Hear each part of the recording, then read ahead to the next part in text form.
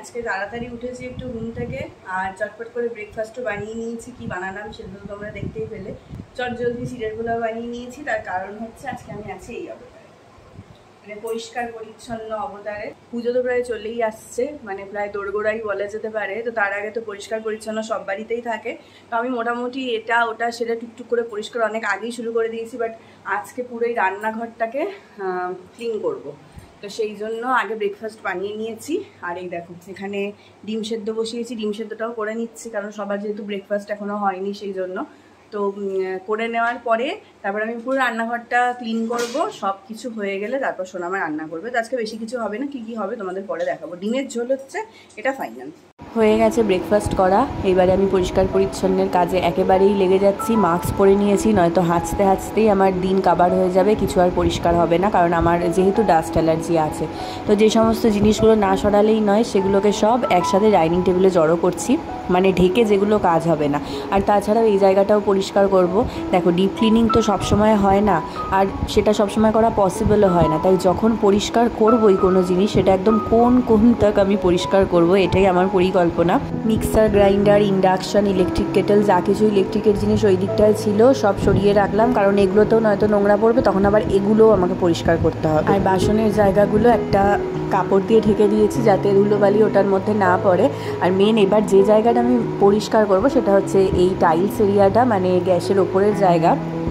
এটা আগের বছর পুজোর সময় আমি পরিষ্কার করেছিলাম, প্রায় 1 বছর হয়ে গেছে। এটা কোনো রকমভাবে পরিষ্কার করা হয় না, ওই যেটুকু জায়গা হাতে পাই সেটুকুই স্কচব্রাইট দিয়ে ডলে রেখে দিই। তো সেই জন্য সেই জায়গাটায় কলিং দিয়ে রেখে দিলাম যাতে একটু ভালোভাবে পরিষ্কার হয়। এদিকে ডিম সেদ্ধ হয়ে গেছে, অনেক খাটাখাটনি করতে হবে, তো একটু শক্তিও তো আমার লাগবে নাকি, মানে এনার্জিরও তো দরকার। তাই দাঁড়াও একটুখানি ডিম সেদ্ধটা আগে এখানে দাঁড়িয়ে দাঁড়িয়ে খেয়ে নিই। আর বাইরের দিকে তাকিয়ে দেখছি, মানে একদম কি বলবো, শরীর ঝলসে যাওয়া রোদ উঠেছে, আর প্রচণ্ড গরমও লাগছে। জানি না কতটা কি পরিষ্কার করে উঠতে পারবো এই সাংঘাতিক গরমে। তাও যতটা পারবো ততটা তো করতেই হবে, তাই না?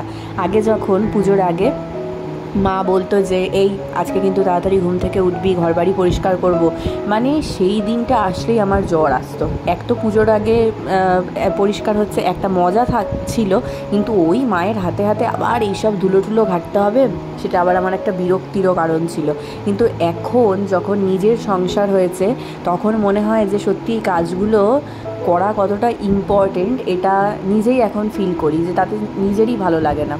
যাই হোক, ঝুলঝাড়ু দিয়ে আগে ঝেড়ে নিচ্ছি ভালো করে চতুর্দিক। আর মনে করবে যে প্রায় 5-6 মণ নোংরা পড়ছে, মানে মনে হয় যে একটা ধুলোর ভাণ্ডারে থাকি আমরা যেন ঘরদোর কিচ্ছু পরিষ্কার করি না। এই বছরে যখন একবার সব কিছু পরিষ্কার করতে যাই না, তখন এটাই মনে হয়। এই যে রোজ ঝাঁটা দিচ্ছি, রানী পিসি এসেও পরিষ্কার করছে, আমরাও করছি থেকে থেকে, কিন্তু যখন এই একদিন পরিষ্কার করতে ধরি সব জিনিসগুলো, তখন আর সে কথাটা মনে হয় না। এত ধুলো চোখের সামনে দেখে মনে হয় যে ঘরবাড়ি আমরা কেউ কোনোভাবেই পরিষ্কার পরিচ্ছন্ন করি না, ওইভাবেই ফেলে রাখি। সত্যি আমি অবাক হয়ে যাই, এত ধুলো আসে কোথা থেকে। মানে রাস্তার ধারে মেন রোডের ওপর যাদের বাড়ি হয় তাদের বাড়ি ঘরে প্রচুর ধুলো হয় জানি, কিন্তু আমাদের সেটা নয়।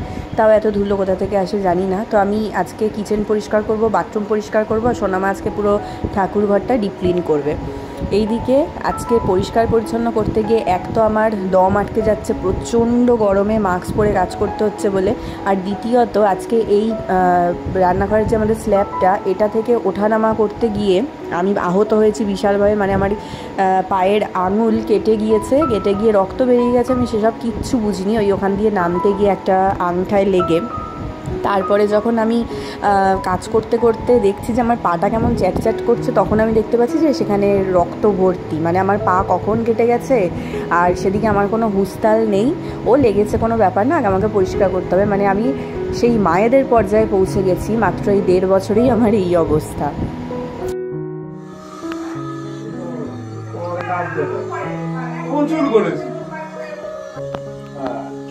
আজকের মূল আকর্ষণ আমাদের রাজাধীরাজ ফ্যান মুছছেন।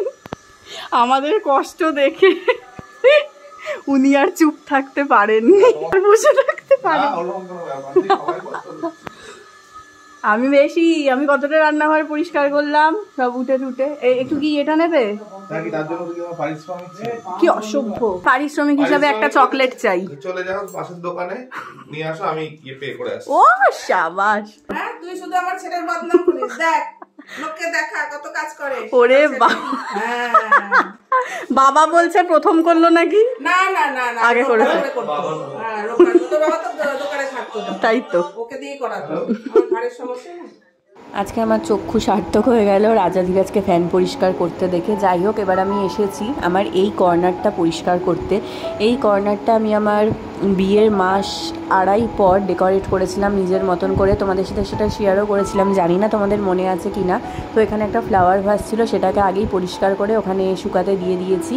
আর এই যে আর্টিফিশিয়াল ফ্লাওয়ার্সগুলো, এবার এগুলোকে পরিষ্কার করব। এগুলোতে যে মানে কত কিলো ধুলো জমে আছে সেটা এই বেসিনের কলটা ছাড়ার পর আমি বুঝেছি। মানে বেসিনটা পুরো কালো হয়ে গেছে শুধুমাত্র এইটুকু জায়গার ধুলোবালি পরিষ্কার করার জন্য। পরিষ্কার করার জন্য এদের রূপ খুলেছে, যাক এগুলো হয়ে গেছে। এখানে এগুলোকে এইভাবে জল ঝরতে দিয়ে এবার আমি এই পাতার জায়গাটা আর এই যে টুনি লাইটটা লাগিয়েছিলাম এইগুলোকেও পরিষ্কার করব। এই পাতাগুলোকে তো খুলে ফেলা যাবে না, আমাকে এইভাবেই ধরে পরিষ্কার করতে হবে, নয়তো পুরো জড়িয়ে যাবে, তখন আর আমি ছাড়াতে পারবো না। আর প্রথমে জানো তো ভেবেছিলাম যে টুনি লাইটটাকে এবার আমি ডিসকার্ড করে দেবো, কারণ ওটা জলে কি না আমি সেটাও ভুলে গেছিলাম। মানে আসলে আমি যে এই কর্নারটা ডেকোরেট করেছি সেটাই আমি ভুলে গিয়েছিলাম, যার জন্য পরিষ্কারও করা হতো না। তো তারপরে দেখলাম যে না, ভালোই জ্বলছে আলোটা, মানে টুনি লাইটগুলো, তো সেই জন্য আবার মুছে পরিষ্কার করে ওটা রেখে দিয়েছি। দেখো কি পরিমাণ ধুলো বেরোচ্ছে এটা থেকে। একটা বড় ঝুড়ি নিয়ে এই আর্টিফিশিয়াল ফ্লাওয়ার্সগুলো আর এই পাতাগুলো সব একসাথে জল ঝরাতে মানে শুকানোর জন্য দিয়ে দিলাম। এগুলো এখানে শোকাক, এবার আমি এই র্যাকটাকে পরিষ্কার করব। প্রথমে আগে ভালো করে ধুলোটা ঝেড়ে নিলাম, কিন্তু দেখতে পাচ্ছি শুধু ধুলো ঝাড়লেই হবে না, এখানে ধুলোর দাগ ধরে গেছে। সেই জন্য একটা ওয়েট টিস্যু নিয়ে, একটা না আমার 3টে ওয়েট টিস্যু লেগেছে এইটুকু জায়গা পরিষ্কার করতে। মানে এত নোংরা এই জায়গাটায় পুরো আটকে ছিল। আজকে বাড়ির সবাই টুকটাক নানান কাজে লেগেছে। এখানে কাকুও পেরেক পুঁতছে, তার কারণ কি বলো তো, ঠাকুমা দাদুর মানে হচ্ছে আমার শ্বশুরমশাইয়ের বাবা মায়ের দুটো আলাদা ছবি ছিল, এবার সেটা ভেঙে পড়ে যাওয়ার ফলে নতুন করে একসাথেই বাঁধানো হয়েছে আর ফাইবার গ্লাস দিয়ে বাঁধানো হয়েছে যাতে কোনো রকম অ্যাক্সিডেন্ট না হয়। তা আজকেই সেটা দোকান থেকে ডেলিভারি দেওয়া হয়েছে, তাই জন্য কাকু পেরেক পুঁতছে এটাকে টাঙানোর জন্য, আর বাবা সেখানে তদারকি করছে। কি সুন্দর দেখো দাদু ঠাকুমার ছবিটা, আর ঠাকুমা ছিলেন অসামান্যা সুন্দরী, সেটা তোমরা ছবিটা দেখেই হয়তো বুঝতে পারছো। গুড ইভিনিং, অনেকক্ষণ পরে তোমাদের সাথে সামনাসামনি কথা হচ্ছে। আজকে এত বেশি মানে খাটনিটা হয়ে গেছে, এই টোটাল রান্নাঘরটা পুরো পরিষ্কার করা, আর সবচাইতে আমার মানে বেশি খাটনি হয়েছে এই জায়গাটা পরিষ্কার করতে গিয়ে। এটাকে দেখলে এরকম পরিষ্কার মনে হয়, কিন্তু এতে যে কত তেলকালি ছিল তার কোনো ঠিক নেই। স্বাভাবিক ব্যাপার, এখানটায় রান্না হয় সেটা তো হবেই, কিন্তু এটা ক্লিন করতে পেরে আমার খুব মানে শান্তি হয়েছে। এখন নিজের ছুতেই খুব ভালো লাগছে, একদম নতুনের মতন লাগছে। আর আরেকটা যেটা, সেটা হচ্ছে এই ফ্যানটা। এই ফ্যানটা পরিষ্কার আমি একদমই করতে পারছিলাম না, তেল কালি এত বেশি জমে গিয়েছিল। আমি কিছুটা মানে যতটা করা যায় ততটা করেছি, বাকিটা আবার কাকু পরে করে দিয়েছে, কারণ আমার পক্ষে সম্ভব হচ্ছিল না করা। ওই ডাইনিং টেবিলটার উপর উঠে দাঁড়িয়ে করছিলাম, তো ভয়ও লাগছিল যদি ভেঙে পড়ে যায়। এত প্রেশার পড়ে গেছে যে আমার মানে তীব্র গতিতে মাথা ব্যথা করছে এটাকে বলে। এখানে এখন এই যে দুধ গরম বসিয়েছি, চাও বসাবো। একটু চা না খেলে মনে হচ্ছে কমবে না, তাও চা খেলেও যে কমবে এমনটা নয়। কারণ আমার কাকু গেছে দোকানে, তো আমি এই সন্ধে দিয়ে শুনতে পাচ্ছ তোমরা ব্যাকগ্রাউন্ডে যে শ্রীকৃষ্ণের বাঁশি বাজছে। আমার এই কারাগড়ায় খুব পছন্দের ছিল, কিন্তু কেন জানি না এখন আরও বেশি পছন্দ হয়েছে। সবসময় এটা যদি শুনি আমার খুব মানে মনে একটা শান্তি লাগছে, তো সেই জন্য এখানে এখন চা বানাতেও সেটাই শুনছি। অ্যাকচুয়ালি সোনা পিসি এসেছে, তো পিসির আমার বাবার 3 জনের জন্যই চাটা করছি। একটু আদা তো আজকে দিতেই হবে, নয়তো আমি মনে হয় পাগলই হয়ে যাবো, যা আমার মাথা যন্ত্রণা করছে। দেখো, যেই দিন শরীর ভালো লাগবে না সেই দিন কাজ বাড়বে। দেখো আমি সামনে দাঁড়িয়ে আছি, তাও দুধটা উতলে গেল। অ্যাট লাস্ট চাটা নামাতে পারলাম। অনেক শখ করে আমার ঘরের এই ছোট্ট কর্নারটা আমি ডেকোরেট করেছিলাম, কিন্তু তারপর নানান চাপে পড়ে এই দিকটায় আমার আর তাকানোর সময়ই হয়নি। আজকে যখন আবার সমস্ত কিছু নতুনভাবে পরিষ্কার করে এই জায়গাটা আবারও সেই আগের মতন সেট আপ করেছি, তখন কিন্তু আমার মনটা ভীষণ ভালো লাগছে আবার এটাকে দেখতে পেরে। এটা হলো কি বলো তো, এটা হচ্ছে তাল ক্ষীর। সোনা পিসি কালকে বানিয়ে এনেছিল, তো কারোরই খাওয়া হয়নি, আমি জাস্ট একটু টেস্ট করে দেখলাম, দারুণ হয়েছে খেতে।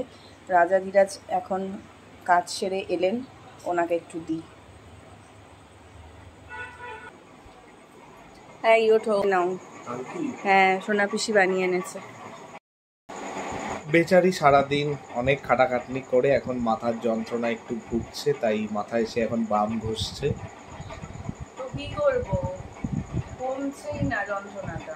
একদিনে একটু বেশি লোড নিয়ে, একদিনে একটু বেশি ওভারলোড হয়ে গেছে। কিছু করার নেই, গোটাটা তো একদিনে পরিষ্কার করতে হবে। সারা বাড়ি পরিষ্কার করেছি এমন তো না, এবার রান্নাঘর কোন দিক ছেড়ে কোন দিক বাকি রাখবো, ওই জন্য করতে হয়েছে। ব্যাপারটা হচ্ছে 1 বছরের ধুলো তো। যেটা বুঝছি যে না ঘুমালে, রেস্ট না করলে আমার মাথা ব্যথা কিছুতেই কমবে না। তো আজকে আমার ব্লগ এডিটের দিন, ব্লগ এডিট করলাম এতক্ষণ ধরে বসে বসে। এবার এসছি রাতের খাবার জোগাড় করতে। তো তোমাদের দেখাচ্ছি যে 5 জনের জন্য আলাদা আলাদা ডিনার আজকে হচ্ছে। কেন সেটাও তোমাদের বলছি। এই গরমে রুটি খেতে আমার আর বাবার একদমই ভালো লাগে না রাত্রিবেলায়। আর কাকুও খুব ভাত খেতে ভালোবাসে, মানে যা দেওয়া হয় তাকে সে তাই খায়, কিন্তু ভাতটা খেতে বেশি ভালোবাসে। তো সেই জন্য বাবার, আমার আর কাকুর জন্য এখানে গোবিন্দভোগ চাল আর মুসুর ডাল দিয়ে ফেনা ভাত বসিয়ে দিয়েছি। এটা হচ্ছে, জাস্ট ঘি ছড়িয়ে খেয়ে নেবো, কারণ আমি আলাদা করে আর ডাল আলু সেদ্ধ করতে পারলাম না, প্রচণ্ড মাথাটা যন্ত্রণা করছে সেই জন্য। আর এইদিকে আগের দিন তো ইডলি করেছিলাম, তো রয়ে গিয়েছিল কিছুটা, এটা ওর আর সোনামার দুজনের হয়ে যাবে। এখানে এটাকে গরম করতে বসিয়েছি। আর এটার সাথে খাবার জন্য এখানে এখন করছি বাদামের আর ধনেপাতার চাটনি। কালকে ওই ঘ্যাটকোল পাতার জন্য কিছুটা ধনেপাতা আনা হয়েছিল, তো রয়ে গেছে। ধনেপাতা নিয়েছি, বাদাম নিয়েছি, রসুন, কাঁচা লঙ্কা, আর এখানে তেঁতুল গুলে রেখেছি। একটু টকটক ঝালঝাল করে ওদের চাটনিটা বানিয়ে দেবো, তাহলে খেতেও বেশ ভালো লাগবে।